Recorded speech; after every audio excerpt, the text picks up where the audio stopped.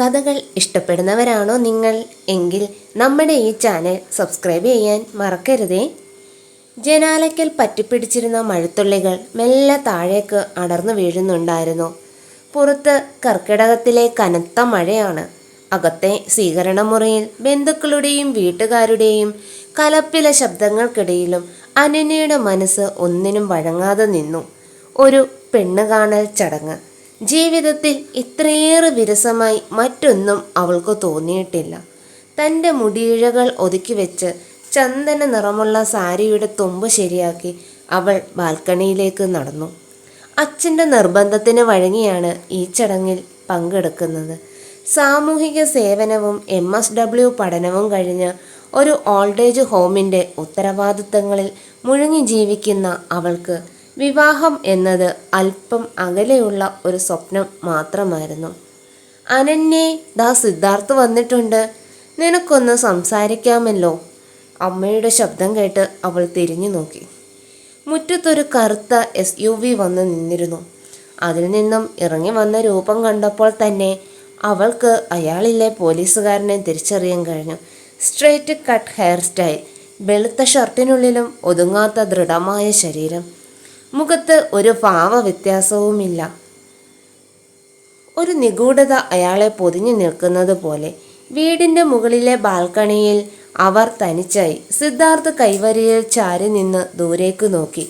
ഒരു മിനിറ്റോളം നീണ്ട നിശബ്ദതയ്ക്ക് ശേഷം അയാൾ പറഞ്ഞു, ഈ കല്യാണത്തിന് എനിക്ക് താല്പര്യമില്ലെന്ന് അങ്ങോട്ട് ചെന്ന് പറഞ്ഞേക്കണം.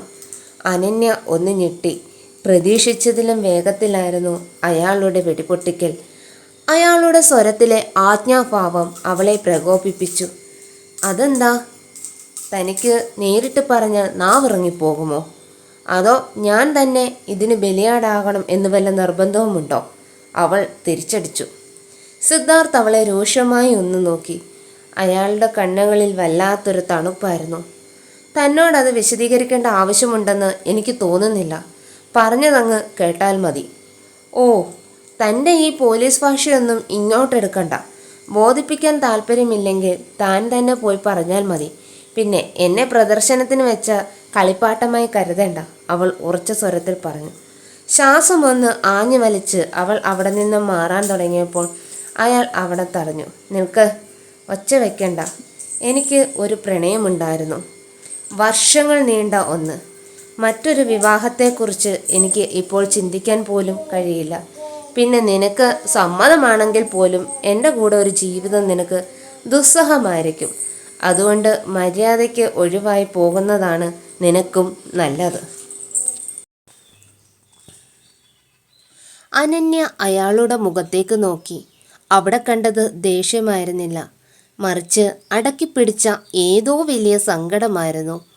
അയാളുടെ വിയർപ്പിൽ കുതിർന്ന നെറ്റിയും ഇടറുന്ന സ്വരവും അവളിൽ ഒരു നിമിഷം സഹതാപം ഉണ്ടാക്കിയെങ്കിലും അവളുടെ വ്യക്തിത്വത്തെ ചോദ്യം ചെയ്ത അയാളുടെ രീതിയെ അവൾക്ക് അംഗീകരിക്കാൻ കഴിഞ്ഞില്ല.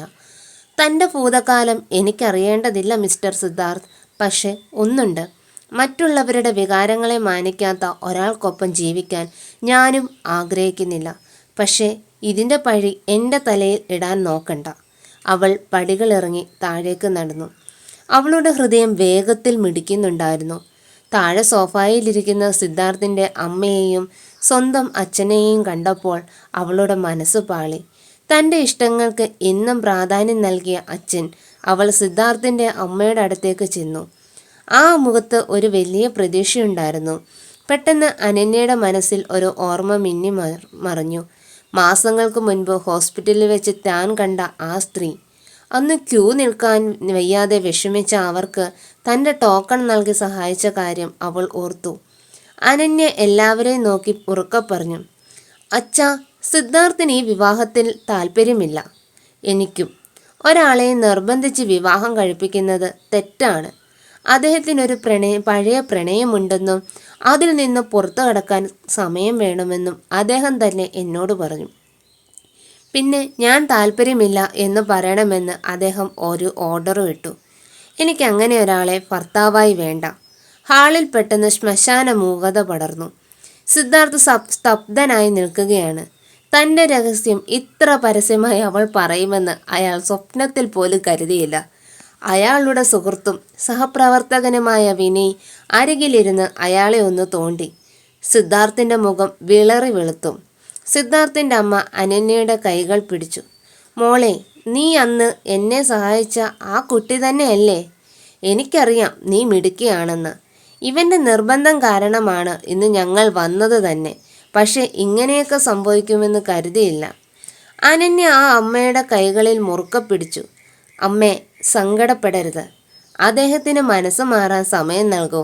ഒരാളെ അംഗീകരിക്കാൻ കഴിയാത്ത ഒരാളോടൊപ്പം എനിക്ക് ജീവിക്കാൻ കഴിയില്ല. അത് എന്നോടും അദ്ദേഹത്തോടും ചെയ്യുന്ന തെറ്റാണ്. അച്ഛൻ ഗംഗാധരൻ മേനോൻ അനന്യയുടെ തോളിൽ തട്ടി. ശരിയാണ് മോൾ പറഞ്ഞത്. നമുക്ക് ഈ ആലോചന ഇവിടെ വെച്ച് നിർത്താം. യാത്ര പറഞ്ഞ് സിദ്ധാർത്ഥും കുടുംബവും ഇറങ്ങുമ്പോൾ അയാൾ അനന്യയെ ഒന്ന് നോക്കി. ആ നോട്ടത്തിൽ ദേഷ്യവും ഒപ്പം വല്ലാത്തൊരത്ഭുതവും കലർന്നിരുന്നു. തൻ്റെ പോലീസ് ഗർവിനെ ഇത്ര പെട്ടെന്ന് തകർത്തു കളഞ്ഞ ഈ പെൺകുട്ടി ആരാണെന്ന് ചോദ്യം അയാളുടെ കണ്ണുകളിൽ ബാക്കിയായി. സിദ്ധാർത്ഥിൻ്റെ SUV മുറ്റത്തു നിന്ന് നീങ്ങുമ്പോൾ അനന്യ ദീർഘശ്വാസം വിട്ടു. ഒരു അധ്യായം അവസാനിച്ചുവെന്ന് അവൾ കരുതി. പക്ഷേ വിധി അവൾക്കായി കരുതി വെച്ച അടുത്ത അധ്യായങ്ങൾ അപ്പോഴും പെയ്തുകൊണ്ടിരുന്ന മഴയിൽ മറഞ്ഞിരിക്കുകയായിരുന്നു. ആദ്യത്തെ പെണ്ണ് കാണൽ ചടങ്ങിൻ്റെ അലയൊളികൾ അടങ്ങാൻ ദിവസങ്ങളെടുത്തു. സിദ്ധാർത്ഥ് എന്ന ആ പോലീസുകാരൻ്റെ രൂപം മനഃപൂർവ്വം മറക്കാൻ അനന്യ ശ്രമിച്ചു. അവളുടെ ലോകം സ്നേഹതീരം എന്ന ഓൾഡേജ് ഹോമിന് ചുറ്റുമായിരുന്നു. വീടിൻ്റെ പിന്നാമ്പുറത്ത് ഉപേക്ഷിക്കപ്പെട്ട കുറേ വയോധികർക്ക് വേണ്ടി ജീവിതം മാറ്റിവെച്ചപ്പോൾ തൻ്റെ വിവാഹത്തെക്കുറിച്ചുള്ള ചിന്തകൾ അവൾക്ക് അപ്രസക്തമായി തോന്നി. രാവിലെ 8 മണിയാവുമ്പോൾ തന്നെ അനന്യ തൻ്റെ പഴയ സ്കൂട്ടിയിൽ സ്നേഹതീരത്തെത്തും. അവിടുത്തെ ജാനകിയമ്മയുടെ മരുന്നും ശേഖരമാമൻ്റെ പത്രവായനയും കഴിഞ്ഞേ അവൾക്ക് മറ്റെന്തെങ്കിലും ചിന്തയുള്ളൂ. പക്ഷേ ആ ദിവസം കാര്യങ്ങൾ അല്പം വ്യത്യസ്തമായിരുന്നു. ടൗണിലെ ഒരു പ്രധാന കവലയിൽ വെച്ച് ട്രാഫിക് ബ്ലോക്കിൽ പെട്ടു നിൽക്കുമ്പോഴാണ് അനന്യ ആ കാഴ്ച കണ്ടത്. റോഡരികിൽ ഒരു കാർ തടഞ്ഞു നിർത്തി ആരോടോ തർക്കിക്കുന്ന സിദ്ധാർത്ഥ്. യൂണിഫോമിൽ അയാൾ കൂടുതൽ ഗാംഭീര്യമുള്ളവനായി തോന്നി. വെയിലേറ്റ് ചുവന്ന മുഖവും കൂളിംഗ് ഗ്ലാസിന് പിന്നിലെ തീക്ഷ്ണമായ കണ്ണുകളും. അനന്യ അറിയാതെ തന്നെ നോക്കി നിന്നുപോയി. സൗന്ദര്യം എന്നത് വെറുമൊരു ശാരീരിക പ്രത്യേകതയല്ല, അതൊരാൾ തൻ്റെ കർത്തവ്യങ്ങളെ പുലർത്തുന്ന ആത്മവിശ്വാസം കൂടിയാണെന്ന് അവൾക്ക് തോന്നി. വെറുതെ ഒരു കൗതുകത്തിന് അവൾ സ്കൂട്ടി അയാളുടെ അരികിലൂടെ ഓടിച്ചു. പോകുമ്പോൾ ഒന്ന് കൈ ഉയർത്തി ഒരു ചെറിയ ഹായ്. പക്ഷേ സിദ്ധാർത്ഥ് കണ്ട പാവം നടിച്ചില്ല. അയാളുടെ മുഖം കൂടുതൽ കടുപ്പമായി. അനന്യയ്ക്ക് വല്ലാത്തൊരു ജാള്യത തോന്നി. അനാവശ്യമായി എന്തിനാണാവോ പ്രതികരിക്കാൻ പോയത് എന്ന് സ്വയം ശപിച്ചുകൊണ്ട് അവൾ വണ്ടി വേഗത്തിൽ വിട്ടു. പിന്നീടുള്ള ദിവസങ്ങളിൽ അതൊരു ശീലമായി. എവിടെയെങ്കിലും വെച്ച് യൂണിഫോമിൽ അയാളെ കണ്ടാൽ അനന്യ വെറുതെ ഒന്ന് ചിരിക്കുകയോ കൈവീശുകയോ ചെയ്യും. അയാളെ ഒന്ന് പ്രകോപിപ്പിക്കുക എന്നതായിരുന്നു അവളുടെ ഉള്ളിലെ ലക്ഷ്യം. എന്നാൽ സിദ്ധാർത്ഥ് ഒരു കരിങ്കല്ല് പോലെ നിന്നു. ഒരിക്കൽ പോലീസ് ജീപ്പിന് അരികിൽ നിൽക്കുമ്പോൾ അവൾ സലാം പറഞ്ഞപ്പോൾ അയാൾ പല്ല് കടിച്ചു പിടിച്ച് മറ്റൊരു വശത്തേക്ക് നോക്കുന്നത് അവൾ കണ്ടു. ദിവസങ്ങൾ കടന്നുപോയി. ഒരു ശനിയാഴ്ച വൈകുന്നേരം നഗരത്തിലെ വലിയൊരു മാളിൽ സാധനങ്ങൾ വാങ്ങാൻ പോയതായിരുന്നു അനന്യ. തിരക്കിനിടയിലൂടെ നടക്കുമ്പോൾ ഫുഡ് കോർട്ടിലെ ഒരു മൂലയിൽ പരിചിതമായ ചിരി കേട്ടു. തിരിഞ്ഞു നോക്കിയപ്പോൾ സിദ്ധാർത്ഥും സുഹൃത്തുക്കളും. ഡ്യൂട്ടി ഇല്ലാത്തതുകൊണ്ട് അയാൾ സിവിൽ ഡ്രസ്സിലാണ്, ഒരു കറുത്ത ടീഷർട്ടും ജീൻസും. പെണ്ണ് കാണാൻ വന്നപ്പോഴത്തെ ആ ഗൗരവക്കാരനല്ല ഇപ്പോൾ അവിടെ ഇരിക്കുന്നത്. അയാൾ സുഹൃത്തുക്കളോട് ചിരിച്ചു സംസാരിക്കുന്നു. അനന്യ മെല്ലെ അവർക്കരികിലേക്ക് നടന്നു. ഹലോ മിസ്റ്റർ സിദ്ധാർത്ഥ്, സുഖമാണോ? ചിരി പെട്ടെന്ന് മാഞ്ഞു. സിദ്ധാർത്ഥിൻ്റെ മുഖത്ത് വീണ്ടും ആ പഴയ ഇരുൾ മൂടി. താൻ ഇവിടെയും എത്തിയോ? അയാൾ പതിഞ്ഞ സ്വരത്തിൽ ചോദിച്ചു. കൂടെ ഉണ്ടായിരുന്ന സുഹൃത്ത് വിനയ് അവളെ തിരിച്ചറിഞ്ഞു. ഓ, ഇതെന്നാ വീട്ടിൽ വന്ന ആ കുട്ടിയല്ലേ? അനന്യയായിരിക്കോ? ഏയ് വേണ്ട, ഞാനൊരു കോൾഡ് കോഫി ഓർഡർ ചെയ്തിട്ടുണ്ട്, അത് കുടിച്ചിട്ട് പോകാം, അവൾ ചിരിയോടെ പറഞ്ഞു. സിദ്ധാർത്ഥ് അസ്വസ്ഥനായി തൻ്റെ ഫോണിൽ നോക്കിയിരുന്നു. അനന്യയ്ക്ക് അതൊരു രസമായി തോന്നി. ഓർഡർ ചെയ്ത കോഫി വന്നപ്പോൾ അവർ അത് വാങ്ങി അവരോട് യാത്ര പറഞ്ഞു. പോകുന്നതിന് മുൻപ് കൗണ്ടറിൽ ചെന്ന് സിദ്ധാർത്ഥിൻ്റെ ടേബിൾ നമ്പർ കാണിച്ചു പറഞ്ഞു. ആ സാർ, ബില്ല് പേ ചെയ്തോളൂ. ദൂരെ നിന്ന് സിദ്ധാർത്ഥ് ബില്ല് നൽകുന്നത് കണ്ടപ്പോൾ അവൾക്ക് ചിരി അടക്കാൻ കഴിഞ്ഞില്ല. അതൊരു തമാശയായിരുന്നു. പക്ഷേ ആ തമാശയ്ക്ക് പിന്നിൽ മറ്റെന്തോ ഒന്ന് വളരുന്നുണ്ടായിരുന്നു. 2 ദിവസത്തിന് ശേഷം റോഡരികിൽ വെച്ച് അവൾ വീണ്ടും അയാളെ കണ്ടു. ഇത്തവണ അവൾ വണ്ടി നിർത്തി അയാളുടെ അരികിലേക്ക് ചെന്നു. സഹപ്രവർത്തകർക്കൊപ്പം നിൽക്കുകയായിരുന്ന സിദ്ധാർത്ഥിന് അതൊട്ടും ഇഷ്ടപ്പെട്ടില്ല. തനിക്ക് എന്താണ് വേണ്ടത്? സിദ്ധാർത്ഥ് എല്ലാവരും കേൾക്കെ ദേഷ്യത്തിൽ ചോദിച്ചു. കൂടുതൽ ഓവർ സ്മാർട്ടാകാൻ നോക്കണ്ട. നിനക്കൊരെല്ല് കൂടുതലാണെന്ന് എനിക്കറിയാം. പക്ഷെ ആ സ്മാർട്ട്നെസ് എൻ്റെ അടുത്ത് വേണ്ട. മര്യാദയ്ക്ക് പൊയ്ക്കോളണം. ചുറ്റും നിന്ന പോലീസുകാർ ചിരിക്കുന്നത് അനന്യ അറിഞ്ഞു. അവളുടെ മുഖം വിളറി. അപമാനം കൊണ്ട് കണ്ണു നിറഞ്ഞു. ഒന്നും മിണ്ടാതെ അവൾ സ്കൂട്ടി സ്റ്റാർട്ട് ചെയ്തു. ഒരു വാക്കുപോലും തിരിച്ചു പറയാൻ അവൾക്ക് കഴിഞ്ഞില്ല. അത്രയ്ക്ക് ക്രൂരമായിരുന്നു അയാളുടെ വാക്കുകൾ. ആ നിമിഷം അവൾ തീരുമാനിച്ചു, ഇനി മേലാൽ ഈ മനുഷ്യൻ്റെ നിഴൽ പോലും കാണില്ല. പിന്നീടുള്ള മാസങ്ങളിൽ അനന്യ തൻ്റെ ജോലിയിൽ പൂർണ്ണമായും മുഴുകി. സ്നേഹതീരത്തെ അന്തേവാസികൾക്ക് വേണ്ടി അവൾ ഒരു ചാരിറ്റബിൾ ട്രസ്റ്റിൻ്റെ സഹായം തേടി. വീടിനടുത്തുള്ള കുട്ടികൾക്ക് ക്ലാസുകൾ എടുത്തു. സിദ്ധാർത്ഥ് എന്ന പേര് അവൾ മനഃപൂർവ്വം ഡിലീറ്റ് ചെയ്തു. ഒരു ദിവസം ഉച്ചതിരിഞ്ഞ് നഗരത്തിലെ ചേരി പ്രദേശത്തുള്ള പാവപ്പെട്ടവർക്ക് പൊതിച്ചോറ് വിതരണം ചെയ്യുകയായിരുന്നു അവൾ. പൊള്ളുന്ന വെയിലിലും ആൾക്കാരുടെ വിശപ്പടക്കുന്നതിൽ അവൾ ആശ്വാസം കണ്ടെത്തി. ജോലി കഴിഞ്ഞ് തിരികെ വരാൻ തുടങ്ങുമ്പോഴാണ് റോഡിനപ്പുറം പാർക്ക് ചെയ്തിരുന്ന ജീപ്പിൽ ചാരി നിൽക്കുന്ന സിദ്ധാർത്ഥിനെ അവൾ കണ്ടത്. അയാൾ അവളെ തന്നെ നോക്കി നിൽക്കുകയാണ്. അനന്യ ആ നോട്ടം കണ്ടില്ലെന്ന് നടിച്ചു. അയാൾ തന്നെ കളിയാക്കിയ വാക്കുകൾ അപ്പോഴും അവളുടെ കാതിൽ മുഴങ്ങുന്നുണ്ടായിരുന്നു. അവൾ സ്കൂട്ടി എടുത്ത് അയാളെ മറികടന്നു പോയി. ഒരു നോട്ടം പോലും നൽകിയില്ല. സ്മാർട്ട് ആകാൻ പോയി അപമാനം വാങ്ങിയ ആ പഴയ അനന്യയല്ല അവളിപ്പോൾ. ദിവസങ്ങൾക്ക് ശേഷം നഗരമധ്യത്തിൽ ഒരു വലിയ അപകടം നടന്നു. ഒരു വൃദ്ധനെ ഏതോ വണ്ടി ഇടിച്ച് തെറിപ്പിച്ചു. രക്തത്തിൽ കുളിച്ചു കിടക്കുന്ന ആ മനുഷ്യനെ നോക്കി ആളുകൾ കൂടി നിൽക്കുന്നുണ്ടായിരുന്നു. ചിലർ ഫോണിൽ വീഡിയോ എടുക്കുന്നു. അനന്യ അങ്ങോട്ടേക്ക് ഓടിയെത്തി. അവളുടെ മനസ്സ് പിടഞ്ഞു. അവൾ നിലവിളിച്ചുകൊണ്ട് ഒരു ഓട്ടോറിക്ഷ തടഞ്ഞു. ഹരി എന്ന പാവപ്പെട്ട ഒരു ഡ്രൈവർ സഹായത്തിനെത്തി. അവർ ആ വൃദ്ധനെ ഹോസ്പിറ്റലിൽ എത്തിച്ചു.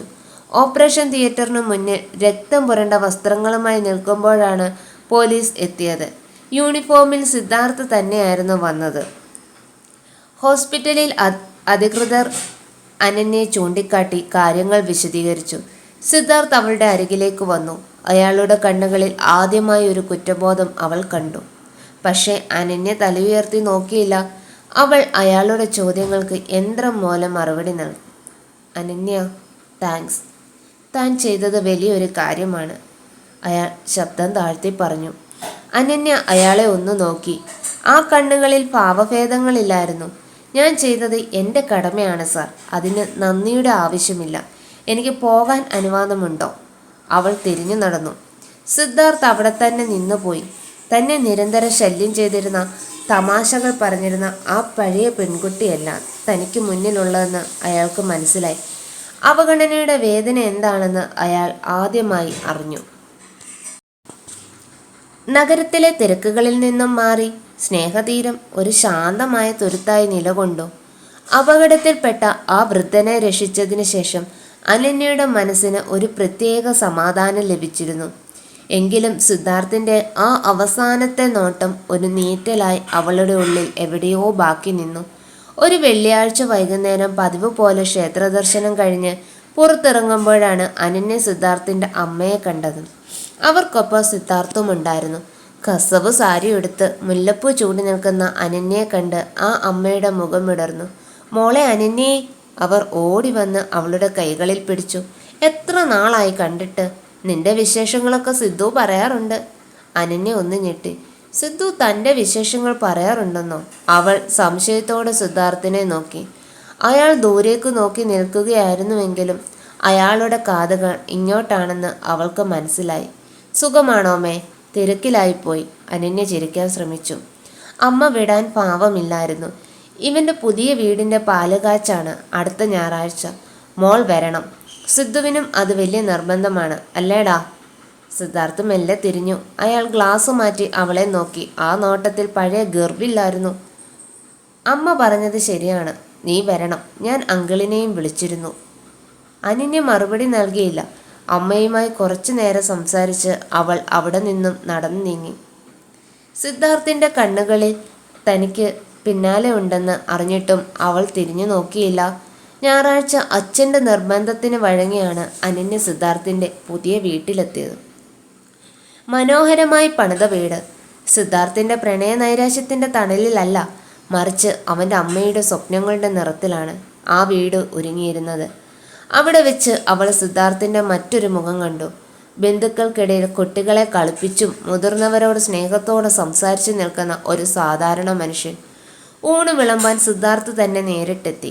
അവൾക്ക് ഇലയിടുമ്പോൾ അയാൾ പതിഞ്ഞ സ്വരത്തിൽ ചോദിച്ചു, ഇപ്പോഴും ദേഷ്യമാണോ? അനന്യ തല ഉയർത്തി നോക്കിയില്ല. ദേഷ്യപ്പെടാൻ നമ്മൾ തമ്മിൽ എന്ത് ബന്ധമാണുള്ളത് സാർ? സിദ്ധാർത്ഥ് ഒന്ന് ചിരിച്ചു. ആ ചിരിയിൽ ഒരു വിനയമുണ്ടായിരുന്നു. വൈകുന്നേരം തിരികെ പോകാൻ ഇറങ്ങിയപ്പോൾ അച്ഛൻ മറ്റൊരു വണ്ടിയിൽ പോയത് കണ്ട് സിദ്ധാർത്ഥ് തന്നെ അവളെ കൊണ്ടുവിടാമെന്ന് ഏറ്റു. ബുള്ളറ്റിൻ്റെ പിന്നിലിരിക്കുമ്പോൾ അനന്യയുടെ മനസ്സ് അസ്വസ്ഥമായിരുന്നു. ഇടയ്ക്കൊരു തട്ടുകടയ്ക്ക് മുന്നിൽ അയാൾ വണ്ടി നിർത്തി. ഒന്നും ചോദിക്കാതെ 2 ഗ്ലാസ് ചായയുമായി വന്നു. തന്നോട് ഞാനന്ന് മോശമായി സംസാരിച്ചു, സോറി. യൂണിഫോമിൻ്റെയും ജോലിത്തിരക്കിൻ്റെയും ഇടയിൽ മനുഷ്യത്വം മറന്നുപോയ ഒരു നിമിഷമായിരുന്നു അത്, അയാൾ ആത്മാർത്ഥമായി പറഞ്ഞു. അനന്യ ചായ നുണഞ്ഞുകൊണ്ട് അയാളെ നോക്കി. സാരമില്ല, പക്ഷെ സ്മാർട്ടാകാൻ നോക്കുന്നവരൊക്കെ വെറും തമാശക്കാരല്ല സാർ, അവർക്കും ഹൃദയമുണ്ട്. അന്ന് തുടങ്ങിയ ആ സൗഹൃദം മെല്ലെ വളർന്നു. സിദ്ധാർത്ഥ് പലപ്പോഴും സ്നേഹതീരത്ത് വരുമായിരുന്നു. അവിടുത്തെ അന്തേവാസികൾക്ക് വേണ്ട സഹായങ്ങൾ അയാൾ രഹസ്യമായി ചെയ്തു നൽകി. പണ്ട് താൻ കണ്ട പോലീസുകാരനല്ല, മറിച്ച് മറ്റുള്ളവരുടെ വേദന അറിയുന്ന ഒരു സിദ്ധാർത്ഥിനെ അവൾ അവിടെ കണ്ടു. പക്ഷെ വിധി വീണ്ടും ഒരു പരീക്ഷണവുമായി എത്തി. ഒരു വൈകുന്നേരം ജോലി കഴിഞ്ഞ് സ്കൂട്ടിയിൽ മടങ്ങുകയായിരുന്നു അനന്യ. പെട്ടെന്നാണ് എതിരെ വന്ന ഒരു കാർ നിയന്ത്രണം വിട്ട് അവളുടെ വണ്ടിയിലേക്ക് ഇടിച്ചു കയറിയത്. റോഡരികിലെ കുഴിയിലേക്ക് തെറിച്ചു വീണ അവൾക്ക് ബോധം മറയുന്നതിന് മുൻപ് കണ്ടത് തൻ്റെ ചോരയിൽ കുതിർന്ന കൈകളായിരുന്നു. കണ്ണു തുറക്കുമ്പോൾ അവൾ ഹോസ്പിറ്റൽ വാർഡിലായിരുന്നു. തലയിൽ കടുത്ത വേദന, ചുറ്റും വെളുത്ത ചുമരുകൾ. പെട്ടെന്ന് വാതിൽ തുറന്നു ഒരാൾ അകത്തേക്ക് വന്നു. അത് സിദ്ധാർത്ഥായിരുന്നു. അയാളുടെ യൂണിഫോം അലക്ഷ്യമായിരുന്നു. കണ്ണുകൾ ചുവന്നു കലങ്ങിയിരിക്കുന്നു. അനന്യ കണ്ണു തുറന്നു കണ്ടതും അയാൾ ഓടി അരികിലെത്തി അവളുടെ കൈകളിൽ മെല്ലെ പിടിച്ചു. അനന്യ, പേടിക്കണ്ട, നീ സേഫാണ്, നിനക്കൊന്നുമില്ല. അയാളുടെ സ്വരം വിറയ്ക്കുന്നുണ്ടായിരുന്നു. അനന്യയുടെ കണ്ണുകൾ നിറഞ്ഞു. എൻ്റെ അച്ഛൻ അങ്കിള് വരുന്നുണ്ട്, ഞാൻ വിളിച്ചു പറഞ്ഞു, നീ സമാധാനമായി ഇരിക്ക്. അയാൾ ഒരു ഓറഞ്ചല്ലി തൊലി കളഞ്ഞ് അവൾക്ക് നേരെ നീട്ടി. യാന്ത്രികമായി അവൾ വായ തുറന്നു. സിദ്ധാർത്ഥിൻ്റെ കൈകൾ വിറയ്ക്കുന്നത് അവൾ ശ്രദ്ധിച്ചു. ഒരു ശക്തനായ പോലീസുകാരൻ ഒരു പെൺകുട്ടിക്ക് മുന്നിൽ ഇത്രമേൽ തളർന്നു പോകുന്നത് അവൾ ആദ്യമായി കാണുകയായിരുന്നു. താൻ എന്തിനാ ഇങ്ങനെ കരയുന്നത്? അവൾ ചോദിച്ചു. സിദ്ധാർത്ഥ് അവളുടെ നെറ്റിയിൽ തലോടി. എനിക്കറിയില്ല അനന്യ, നിന്നെ ഈ അവസ്ഥയിൽ കണ്ടപ്പോൾ എനിക്ക് എന്നെ തന്നെ നഷ്ടപ്പെട്ടതുപോലെ തോന്നി. പണ്ട് പ്രണയം തകർന്നപ്പോൾ തോന്നിയതിനേക്കാൾ വലിയൊരു വേദന. അനന്യയുടെ ഹൃദയം ഒരു നിമിഷം നിലച്ചുപോയി. അയാളുടെ വാക്കുകൾ ഒരു കുമ്പസാരം പോലെയായിരുന്നു. രാത്രി മുഴുവൻ അയാൾ ആ വാർഡിലെ ചെറിയ സ്റ്റൂളിലിരുന്ന് അവളെ കാവലിരുന്നു. അവൾ മയക്കത്തിലേക്ക് വീഴുമ്പോഴും തൻ്റെ കൈകൾ അയാളുടെ ഉള്ളം കൈയിൽ സുരക്ഷിതമാണെന്ന ബോധം അവൾക്ക് വലിയൊരു ആശ്വാസം നൽകി. പിറ്റേന്ന് ഡിസ്ചാർജായി വീട്ടിലെത്തിയിട്ടും സിദ്ധാർത്ഥിൻ്റെ ആ മുഖം അവളുടെ ഉള്ളിൽ നിന്നും മാഞ്ഞില്ല. ദിവസങ്ങൾക്ക് ശേഷം സിദ്ധാർത്ഥ് അവളുടെ വീട്ടിലെത്തി. അവർ പഴയ ആ ബാൽക്കണിയിൽ തന്നെ വീണ്ടും നിന്നു. സിദ്ധാർത്ഥ് കൈവരിയെ പിടിച്ചുകൊണ്ട് ദൂരേക്ക് നോക്കി. അന്ന് ഞാൻ നിന്നോട് പറഞ്ഞു എനിക്ക് മറ്റൊരു വിവാഹത്തിന് താല്പര്യമില്ലെന്ന്. പക്ഷേ ഇന്ന് എനിക്ക് തോന്നുന്നു നീ കൂടെ ഇല്ലെങ്കിൽ എൻ്റെ ജീവിതം അർത്ഥശൂന്യമാണെന്ന്. അനന്യ ഒന്നും മിണ്ടിയില്ല. അവളുടെ മൗനം അയാളെ പരിഭ്രമിപ്പിച്ചു. അനന്യ, എനിക്കൊരു അവസരം കൂടി തരുമോ? നിന്നെ അംഗീകരിക്കാനും സ്നേഹിക്കാനും എനിക്ക് കഴിയും. അല്ല, എനിക്ക് നിന്നെ മാത്രമേ ഇനി സ്നേഹിക്കാൻ കഴിയൂ. അയാൾ അവളുടെ കൈകൾ കൂട്ടിപ്പിടിച്ചു. അനന്യ മെല്ലെ പുഞ്ചിരിച്ചു. അവളുടെ കണ്ണുകളിൽ കുസൃതി തിളങ്ങി. അപ്പോൾ തൻ്റെ ആ പഴയ പ്രണയം? സിദ്ധാർത്ഥ് അവളെ ചേർത്ത് പിടിച്ചു. അതൊരു പാഠമായിരുന്നു. നീയാണ് എൻ്റെ ജീവിതം. ദൂരെ എവിടെയോ ഒരു നാദസ്വരം മുഴങ്ങുന്നത് പോലെ അവൾക്ക് തോന്നി. മഴ തോർന്ന ആ ബാൽക്കണിയിൽ വെയിലിൻ്റെ സ്വർണ്ണ നിറത്തിൽ അവർ പുതിയൊരു ജീവിതത്തിലേക്ക് ചുവടുവെച്ചു.